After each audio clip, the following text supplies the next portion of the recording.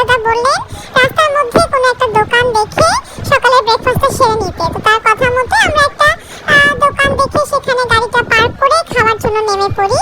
সেখানে নেমে আমরা পেটাই পরোটা আর ঘুগনি অর্ডার করি। খাওয়া হতে হতে মাঝপথে আমাদেরকে গরম গরম ডিমের অমলেট আর ভাঁড়ে করে কড়া করে দুধ চা দিয়ে যায়। খাবারটা খুব ভালো ছিল আর এই খাবারটা কিন্তু আমাদের পুরো ট্যুর প্যাকেজের মধ্যে ইনক্লুডেড ছিল। দোকানটা দেখতে ছোটখাটো হলেও খাবারটা দারুণ ছিল।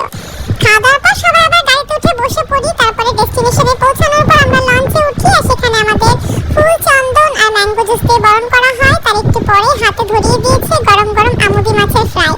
নদীর হাওয়া সেই সাথে গরম গরম মাছ ভাজা এক অদ্ভুত কম্বিনেশন ছিল। মাছ ভাজা খাওয়ার কিছুক্ষণ পরে আমাদেরকে লঞ্চ থেকে নামানো হয় আর সেখানে আমরা হ্যামিল্টন বাংলো আর ডেকান বাংলো ঘুরে আসি। সমস্ত ঘোরাফেরার পরে দুপুরবেলা লাঞ্চ সার্ভ করে দিয়েছে। প্রথমে পাতে পড়ে গেছে গরম সাদা ভাত, সেই সাথে ডাল, লেবু, পেঁয়াজ, শসা আর আলু ভাজা। আমি কষ্ট করে ভিডিও করছিলাম তাই দেখে ওখানের একজন দাদা বললেন আপনি খান, শান্তি করে খান, আমি আপনার খাওয়ার ভিডিওগুলো করে দিচ্ছি।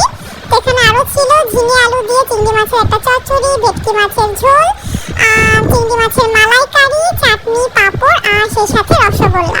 প্রত্যেকটা খাবারই বলায় বাহুল্য খুব টেস্টি ছিল। খাওয়া দাওয়ার পরে আরও 2-3 ঘন্টা নদীতে লঞ্চে করে ভেসে বেড়াই। তারপরে সন্ধ্যাবেলা আমরা হোটেলে ফিরে আসি আর সেখানে স্ন্যাক্সে দিয়ে গেছে কফি আর গরম গরম চিকেন পাকোড়া। কফি আর চিকেন পাকোড়া খেয়ে আমরা একটু রেস্ট করি। একটু পরে আবার আমাদের রাতে ডিনারের ডাক পড়ে। ডিনারে এই যে দেখতেই পাচ্ছেন চিলি চিকেন আর ফ্রাইড রাইস আর চিলি চিকেনটা অনবদ্য স্বাদ হয়েছিল। তো খেয়ে দিয়ে আমরা প্রচণ্ড টায়ার্ড ছিলাম। আমরা এসে ঘরে ঘুমিয়ে পড়ি। পরদিন সকালবেলা আমাদেরকে ব্রেকফাস্টে প্রথমে চা বিস্কিট ঘরে দিয়ে গিয়েছিল। তারপরে পাতে পড়ে গেছে গরম গরম লুচি, ডিম সেদ্ধ আর ছোলার ডাল। এগুলো খেতে খেতে একটু পরে চাও চলে আসে।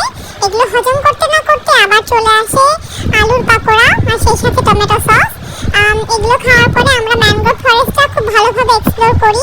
জায়গায় জায়গায় আমাদেরকে নামিয়ে সমস্তটা দেখানো হচ্ছিল ঘুরে ঘুরে।